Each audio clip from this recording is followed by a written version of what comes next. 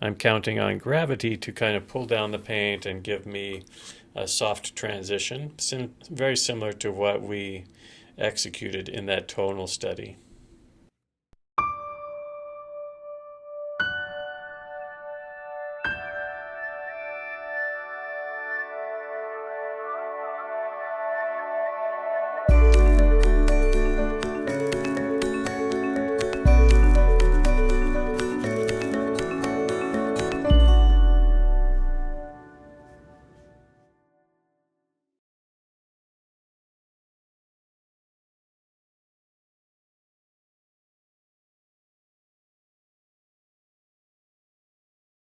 Slightly off center.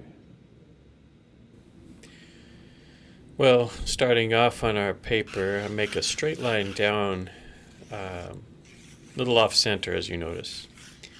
This is to give myself an axis for my figure, angles, almost like the backbone of our flamenco dancer. And I position it slightly to the right because I want to create a little bit of a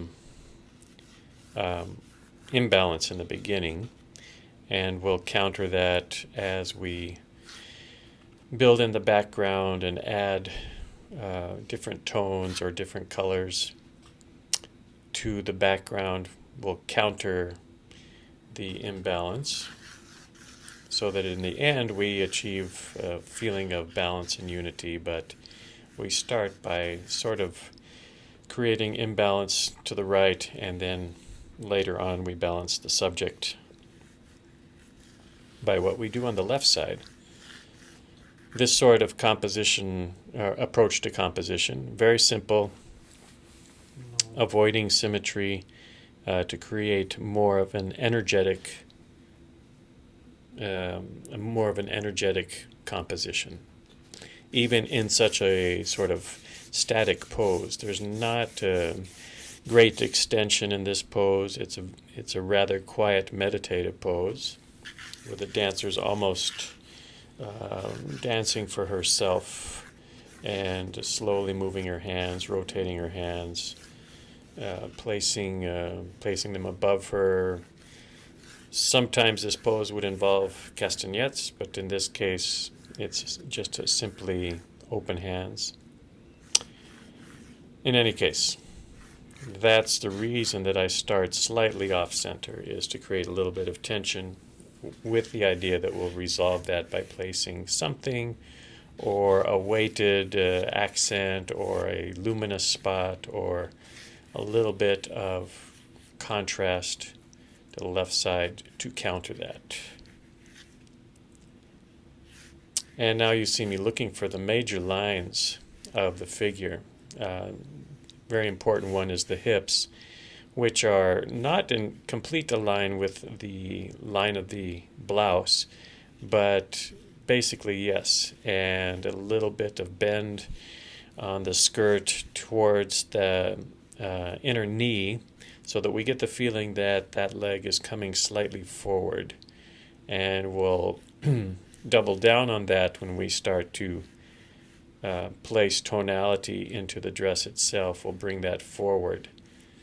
But for now, we just need that slight inward curve to suggest that the knee is coming forward. The hips are at an angle. This is consistent with the pose. I guess one of the main concerns I have, one of the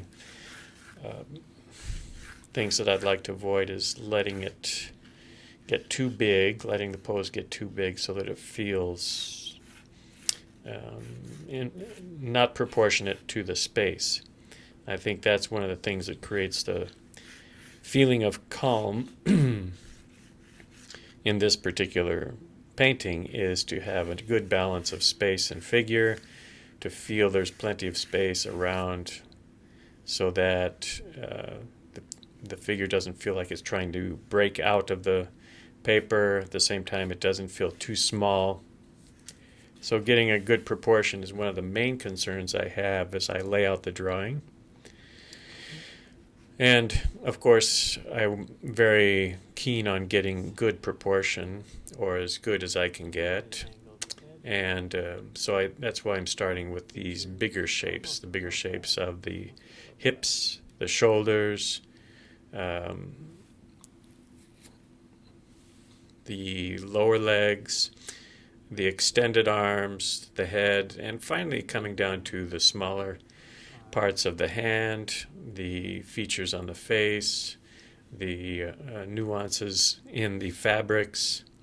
These things come about later because they're nested inside of the larger shapes. So it's really helpful to get these larger shapes first. And after going through the exercise, especially the tonal exercise, I feel that if I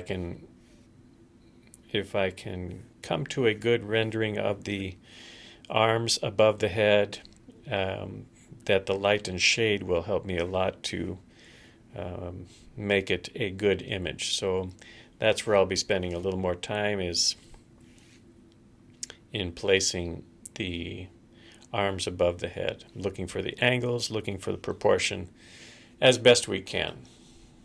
We're not machines, so a lot of it is estimation, but having a knowledge of, the major lines to look for, the spine, the hips, the shoulder line, the angle in the head, which we practiced in an exercise, the complex area of where the hands meet the wrist, and then the hand develops into fingers, etc. Very complicated area, and it doesn't help that we're working in such a small space.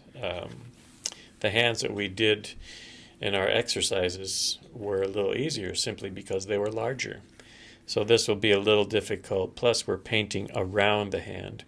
So for example, in the exercise we were able to paint the hand directly with brush strokes. That's an easier and often more approachable way of painting anything, is to paint it directly. To have to paint around it is a lot more challenging, and it's easier for mistakes to happen. In any case, we need the drama, so that's what we're left with. We want to get the bright quality of the arms receiving the light, the hands receiving the light, the face receiving the light against a dark shadow. So to get this drama, that's got to be our approach. So getting a little bit of accuracy in the drawing is going to help that. And what you see me doing now is stating lines, major lines, going back in, adjusting them, starting to find the lines that are within those larger shapes, the line of the jaw, for example, the line of the eyes, the nose, the mouth. All these are curved lines, basically looking for the same proportions that we executed in doing our head exercises. And because the figure is simple like this, there's a lot more necessity for accuracy, because it's a figure balanced against the space. And so there's no distractions. We're really completely focused on the figure, and a lot depends on getting some accuracy here, because we're going to be painting just a single figure in the space, and we're going to be painting it with a high contrast. So I can tell when I've got a little challenge ahead of me, because I'm spending an inordinate amount of time in a small area. That's never a good sign. So I'm nudging myself to move about and maybe work in a different area. I guess I know myself well enough to know that I've got to keep the pencil dancing around. And when I feel that I'm obsessing about a certain area, it's not a good sign. So I try to step back, look at it in a mirror sometimes, to see if that helps me to see what I'm doing, what I'm missing, or etc. And in the end, we just kind of shrug our shoulders and say, well, this is the best I can do, so let's move forward with the paint.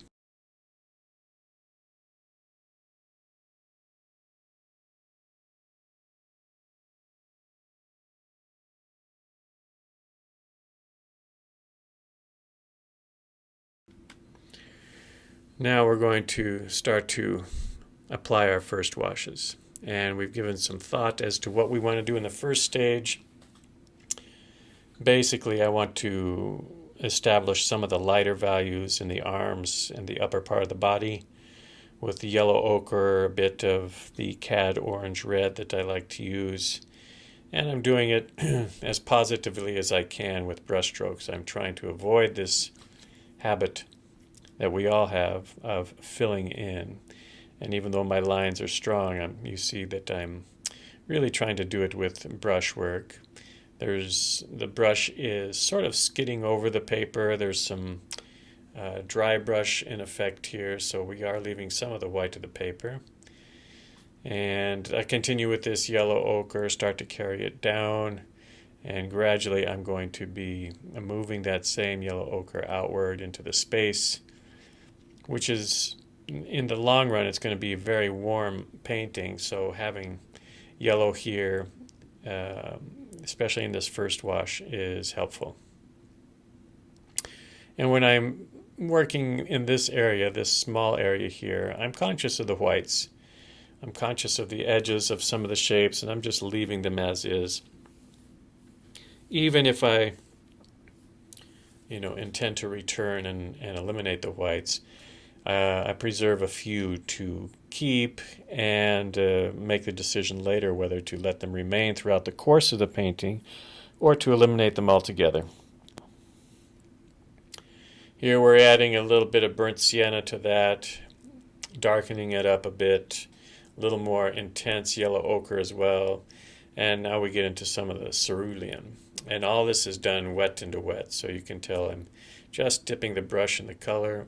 It has a lot of water in the brush. I'm not diluting it on the palette at all. I'm just counting on the wet paper to dilute it. And the intention is to let the lower dress, be a pinkish reddish color as we see in the photograph, and to use the black in the blouse later on, but to have warm undertones throughout the painting is going to be helpful. Mostly what I would like to do is kind of state the underpainting, the high notes. The exposed parts of the skin, for example, won't be painted again.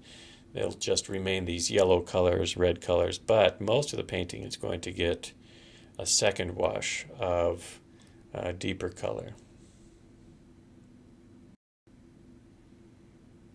I feel I need a few edges in this section, so I'm adding stronger bits of alizarin crimson. This whole section is going to dry much lighter than it is now. I know this because it's got a lot of water, and it's a warm painting. Warm colors tend to dry a bit lighter than the cooler ones.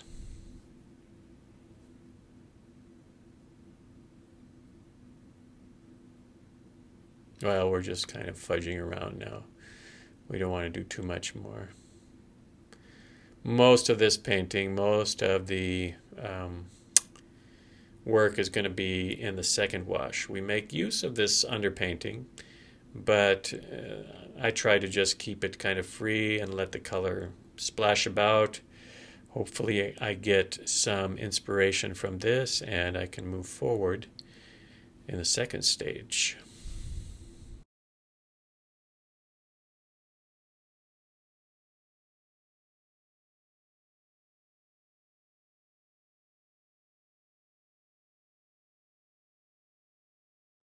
Or a little Payne's gray to evoke this image. Back at the table, we've got our study in front of us to give us some clues as to the sort of tonality that I would like to bring to the final painting. Color-wise, I'm going to be staying with this palette of warm hues, basically alizarin crimson, yellow ochre, a bit of the cad orange red, and black or neutral tint. And so what you see me doing now is returning to the background, following that contour of the body, and I'm staying to the left side of the body and just building up the background as I would like to create a graded wash, but I want to wet the paper first. Alizarin crimson, plenty of alizarin crimson in this painting, gives the final work this sort of rosy glow.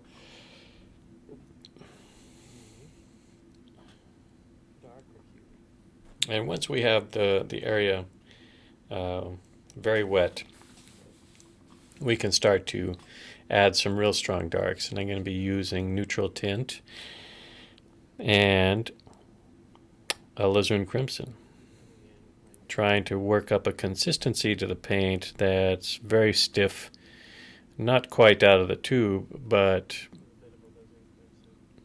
pretty close. I am using a big mop brush which carries a lot of liquid, but I'll be blending this or softening it with a flat brush to get a softer quality. I'm counting on gravity to kind of pull down the paint and give me a soft transition, very similar to what we executed in that tonal study. A little bit of brightness through the mid area. I'd like the area below to be a little darker, but especially I want to bring a strong dark to the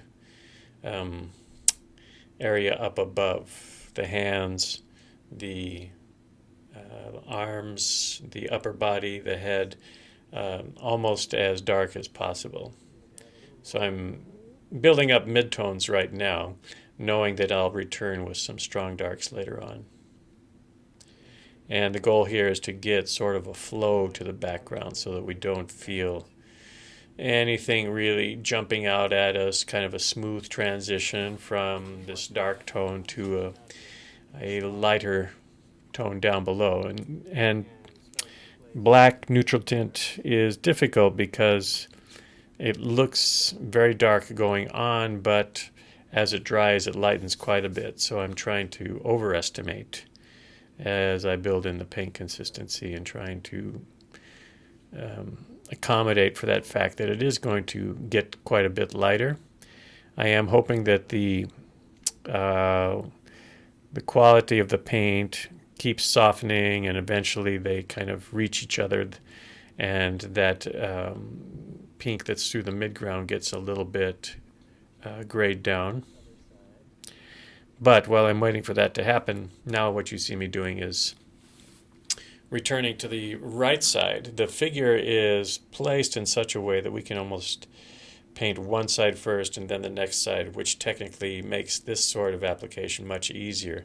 Imagine if we were trying to manage the whole area in this sort of fashion, it would get quickly out of hand. So being able to compartmentalize and bring the same sort of graded wash to the right side in a more controlled fashion is a big advantage.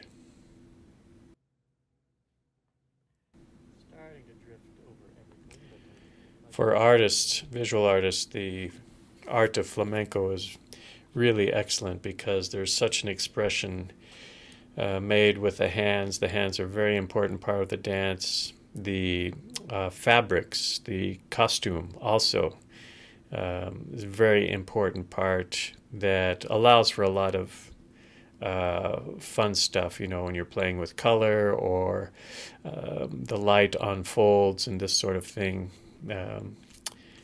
The flamenco dance is really ideal for the visual artist.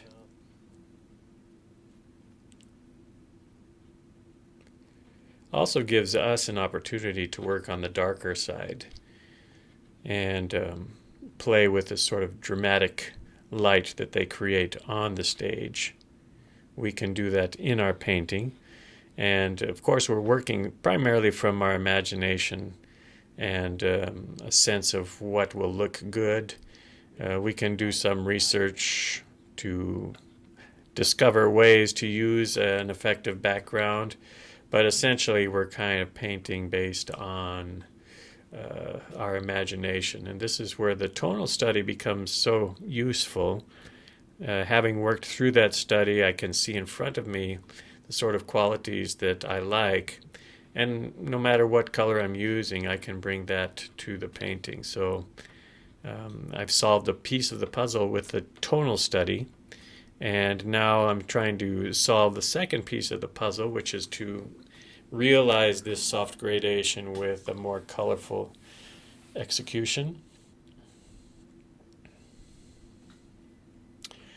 Well, you see, I have my image in my hand. I got an image of the dancer on my phone, and I need it because there's some peculiar turns and finger arrangements in the overhead hands, and I'm trying to emulate those, at least to get the basic shapes with this dark color. It's a kind of tricky moment in this painting, and I don't want to over detail it. I want to get the profile, almost the silhouette, the negative silhouette of the fingers separating, the wrist bending, the forearm bending off of the wrist and coming down to the lower arm all at once. And once I have that in position, then I can shade the fingers, shade the side of the forearm,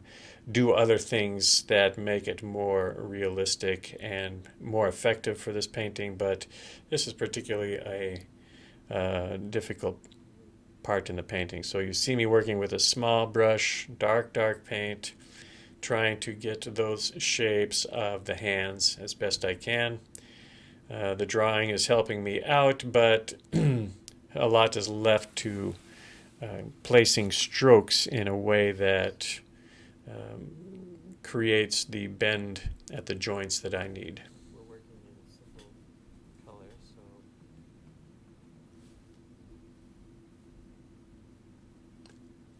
these little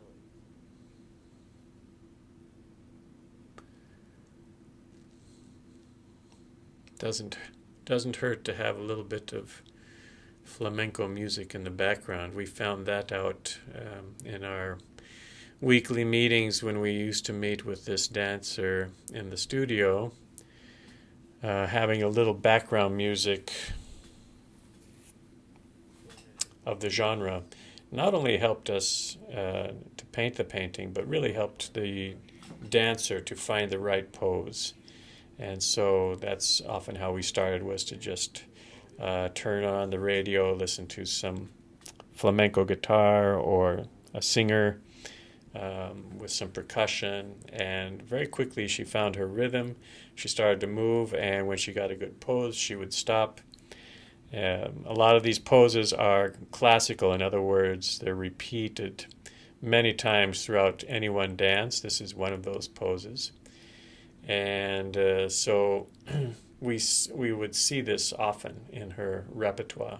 And being familiar with that sort of pose ended up being very helpful, because the first time you see it, you can discern what's going on, but when it becomes more familiar, then it becomes easier to paint, and you start to isolate certain parts that you know are important to the pose. This area wet.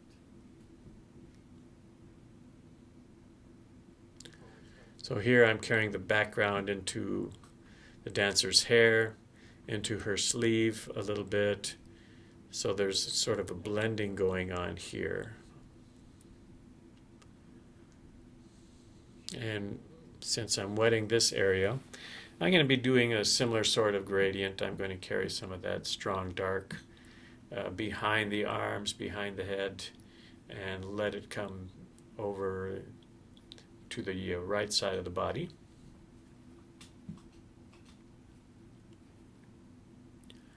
At this stage, we can start to see the form emerge, and it's a very flat form at this point.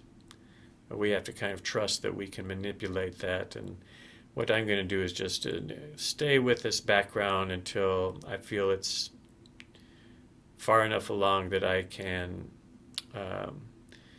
start to address some other parts of the painting.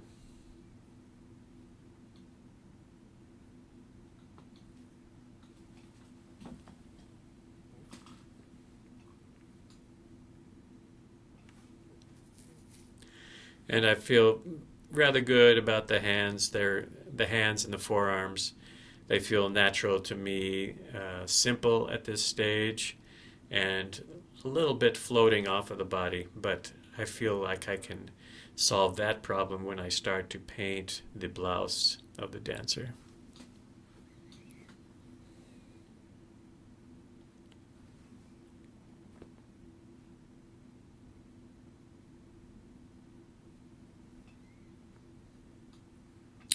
Well, look at how that left side has dried so light.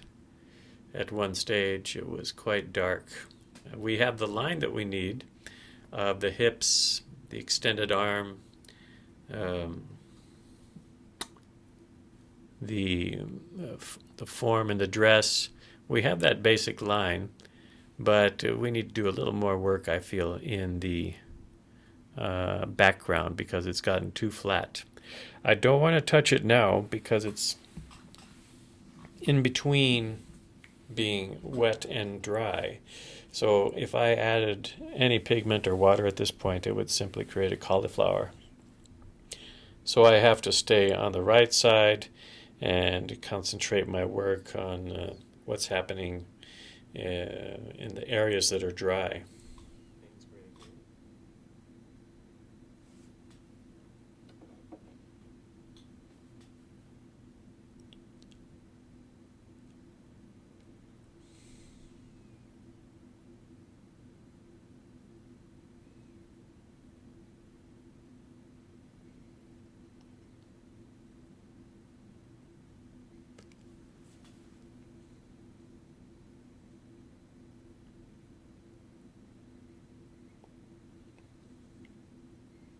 Well, we can work in the blouse area.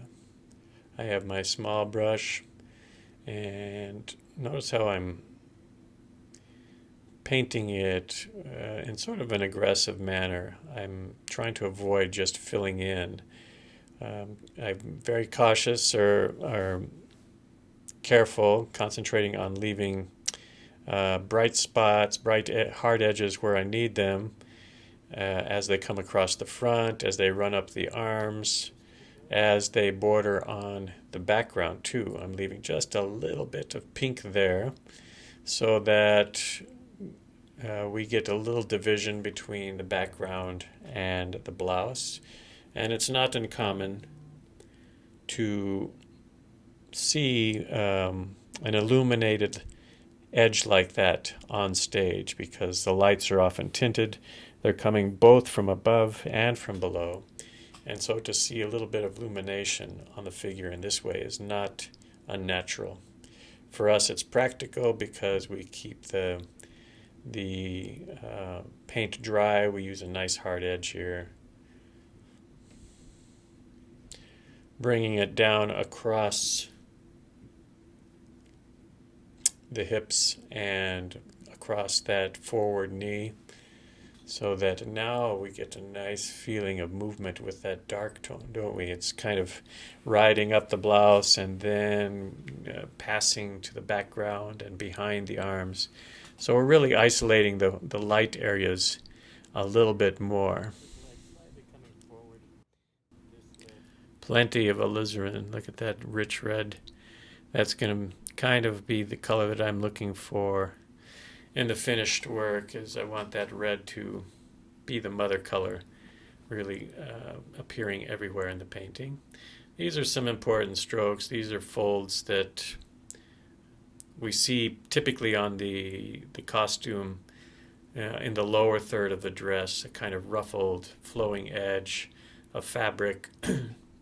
And whenever we see stuff like this, I think it's an opportunity to do some interesting brushwork. So that's what I'm trying to do here, is get the folds stated in simple strokes, connect it to the bottom, connect it also to the background a little bit. I want the figure to feel like it's coming out of the shadows on the stage and really moving towards us from a sort of mysterious background. And I carry that same sort of energy up into the hair that's coming down. Sometimes the hair on the female dancer is worn in a bun or in a sort of tight arrangement in this case, very much like the gypsy tradition, loose hair, and that becomes a big force in the dance is the kind of wild aspect to her hair. The overall quality, but we want to give it a little more form. See, these are very flat right now. And I want to give it a little more form before moving on.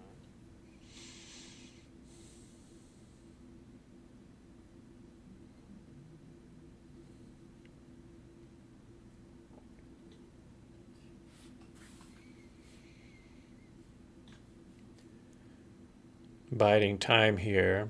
I feel I should spend a little more time kind of joining these darks, adding a little more stronger paint to the hair as it comes across the face, trying to find a few little curls that come off that cross the face in a interesting fashion. That's going to be a sort of telling sign is whenever we can place a dark against a light it's got to be somewhat precise and somewhat contributing. Darks that are placed against the midtone are important, but not as consequential as darks placed right next to the light tones.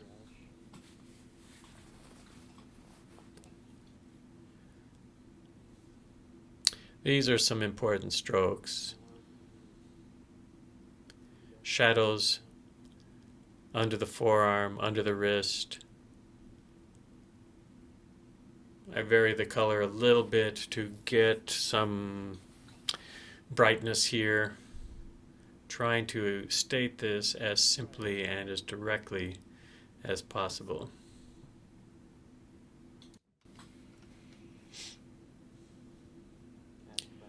We also need to create the shadow that moves across the face and along the jawline of our model.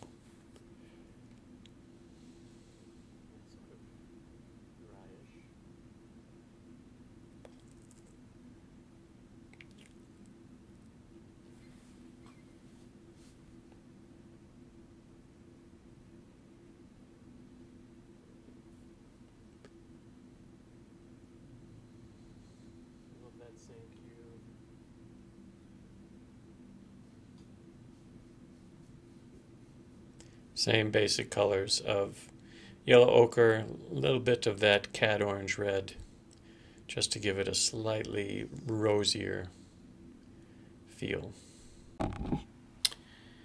Okay, coming back to the background, same way, I'm going to add even more pigment. Felt that it dried just too light, so I start off by just adding some water to this area.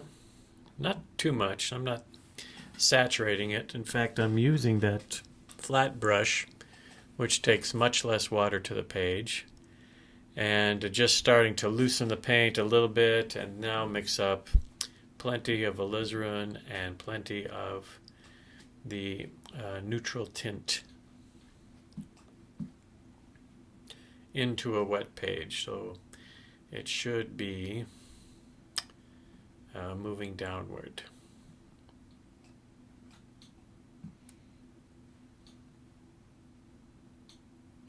And here I'm using a flat brush as I want to blend it just a little more, cover a wide area but not carry so much liquid to the paper.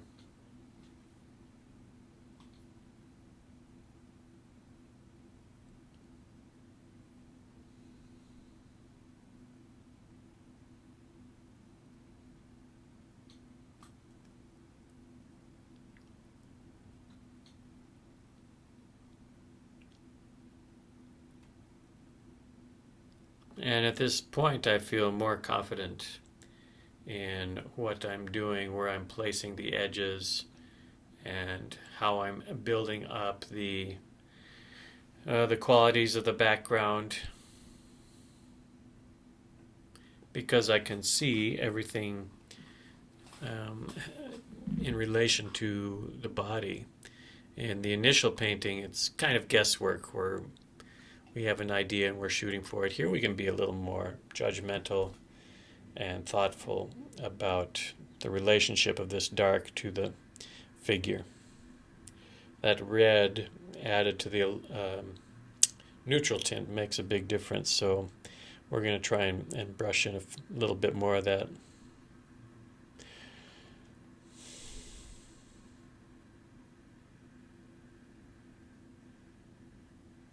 I'm also going over the dress because I want to push this into the shadows a little more.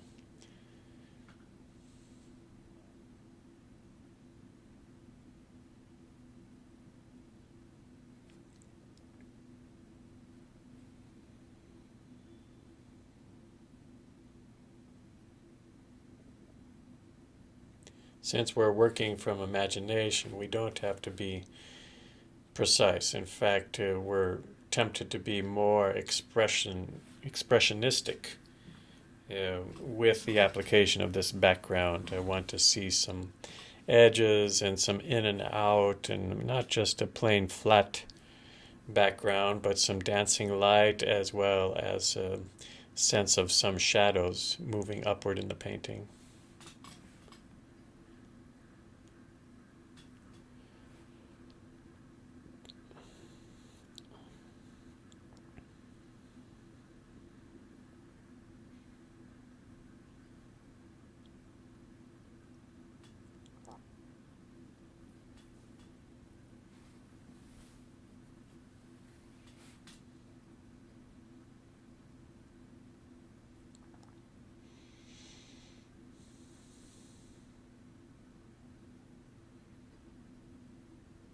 It's not something we want to have to do too much of.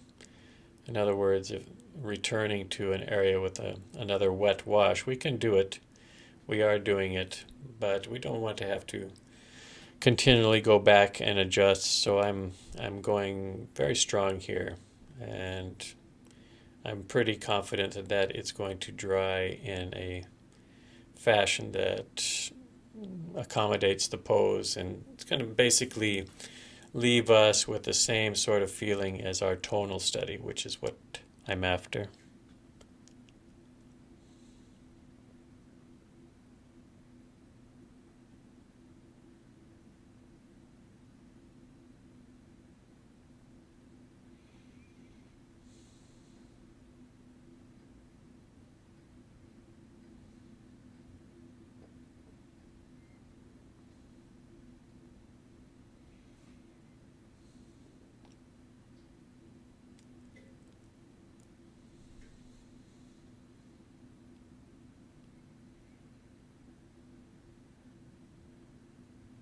Watercolor has, some disadvantages, which are the fact that it causes the paper to rise and fall, distorts our view of the painting, especially on video.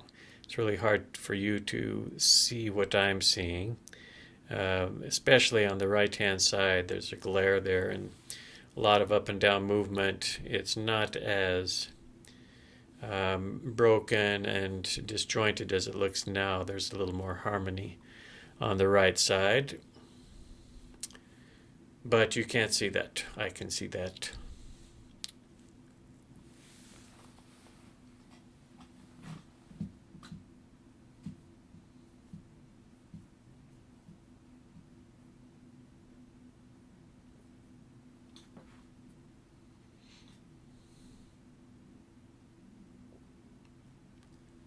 And I bring some of that same dark in between the arms, coming up to the fingers, coming up to the side of the head. So there's a continuity behind the figure.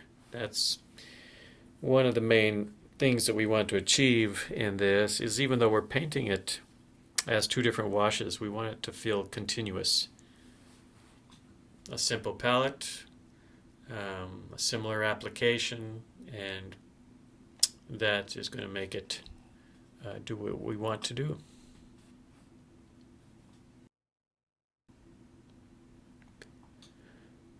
Okay, we've got some work to do in the features.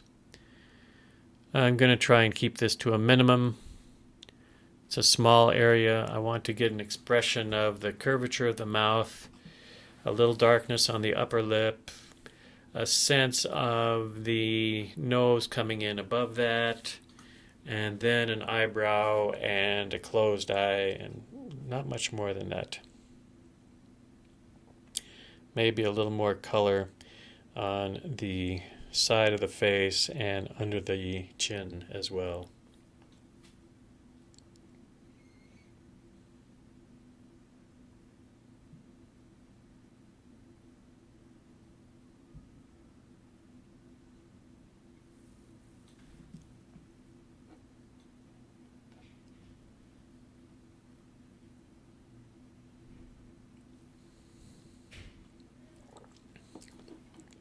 This is a tricky area, just like the hands, because it's such a small area and so dependent on a few brush strokes.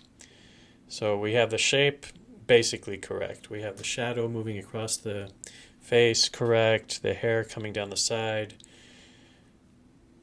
The main parts are in place. These little details, however, we perceive them, even though they're small, as being major.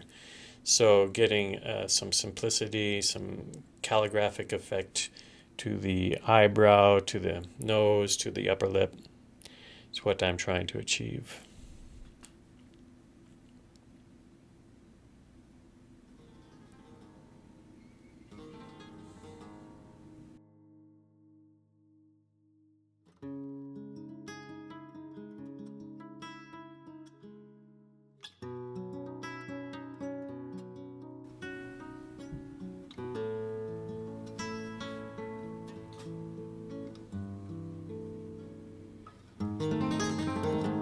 Small adjustments, small brush.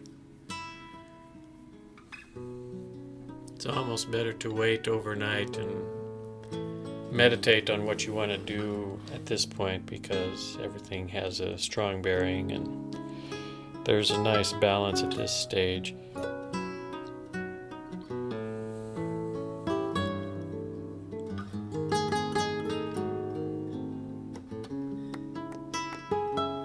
Clean up some edges as well.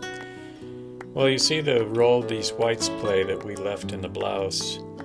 A simple flat dark would be dramatic, but this describes the feeling of light. It also gives us some edges to the rising arm, a little bit of a feeling that there's a colorful fabric underneath.